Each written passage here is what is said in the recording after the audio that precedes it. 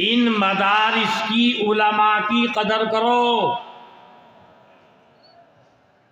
انہیں اپنے محتاج مت سمجھو۔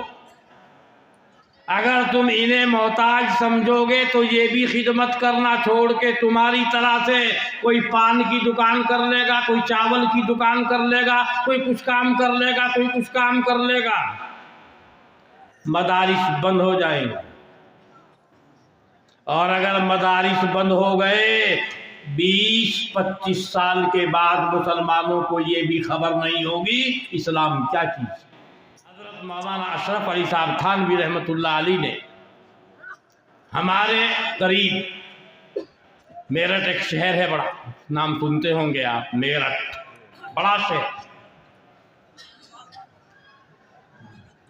وہاں جلسے میں فرمایا، عوام کا جلسہ تھا، جلسے میں کہا بھائیو ان مدارس کی علماء کی قدر کرو،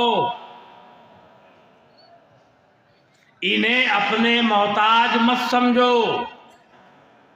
اگر تم انہیں محتاج سمجھو گے تو یہ بھی خدمت کرنا چھوڑ کے تمہاری طرح سے کوئی پان کی دکان کر لے گا، کوئی چاول کی دکان کر لے گا، کوئی کچھ کام کر لے گا، کوئی کچھ کام کر لے گا، مدارس بند ہو جائیں گے۔ اور اگر مدارس بند ہو گئے 20-25 سال کے بعد مسلمانوں کو یہ بھی خبر نہیں ہوگی اسلام کیا چیز ہے، نماز کیا چیز ہے۔ آج جو کچھ مسلمانوں کو معلوم ہے سب مدارس کی برکت ہے۔ یہ جو حافظ ہو رہے ہیں، یہ جو مولوی ہو رہے ہیں، ہر جگہ سے، ہر مدرسے سے، انہی مدارس کی برکت ہے۔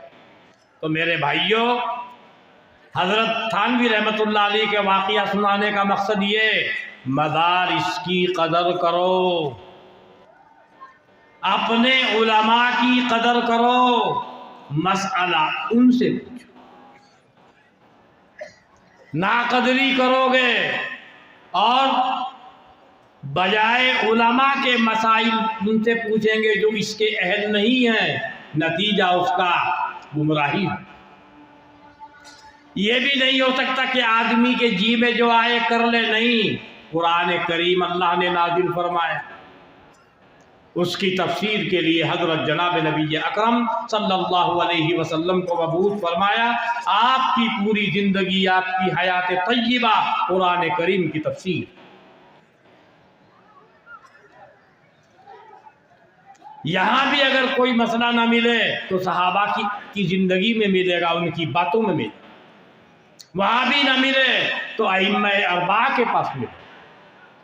میں تو یہ کہا کرتا ہوں، اتنا احسان ہے ہمارے اوپر ائمہ اربعہ کا، اور اللہ تعالیٰ نے اتنا بڑا کرم فرمایا ہمارے اوپر کہ ایسے پاکیزہ بندے بھیجے، انہوں نے فقہ کو ہمارے لیے آسان کر دیا۔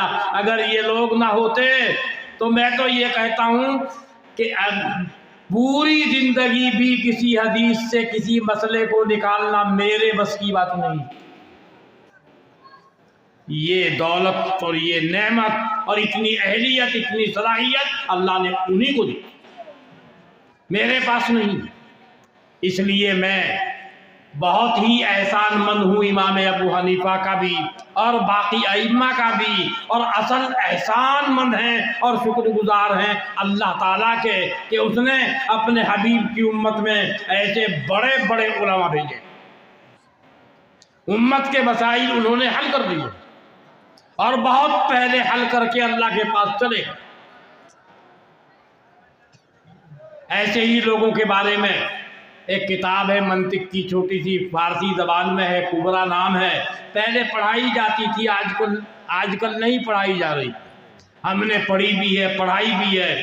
اس میں ایک عبارت، کتاب فارسی میں، وَکَسَانے کے مُعَیّد باشند بنفوس قدسیہ آہارا در دانستن حقائق اشیاء حاجت منطق نیست، یہ عبارت ہے۔ جن لوگوں کو اللہ تعالیٰ نے پاکیزہ نفوس عطا فرما دیے ہیں اور پاکیزہ نفوس کے ساتھ جن کو پیدا کیا ہے، ایسے پاکیزہ لوگوں کو اشیاء کی حقیقتوں کے پہچاننے میں منطق کی ضرورت پیش نہیں آتی. یہ تو ہم جیسوں کو منطق کی ضرورت پیش آتی. ابو حنیفہ کے سامنے سارے مناطق اکٹھے ہو جاتے، ارسطو پرستو اور یہ بعد میں جو آئے ہیں یہ وہاں پر جمع ہو. ابو علی ابن سینا اگر 360 بھی اکٹھے ہو کے پہنچتے لاجواب ہونا پڑتا.